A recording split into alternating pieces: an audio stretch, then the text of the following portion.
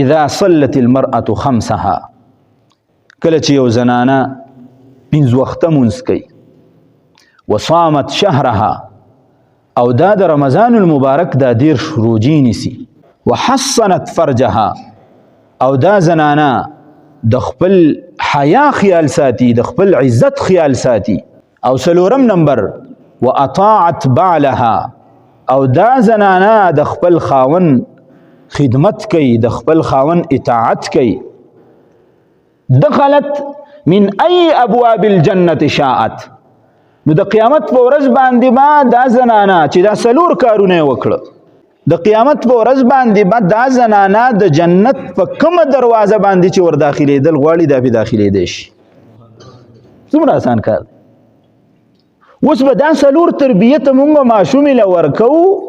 خپلې لور لا خپلې خور لا خپلې کشرې له به ورکوو د دې زندګي به د خاوند په کور کې بهترینه تیری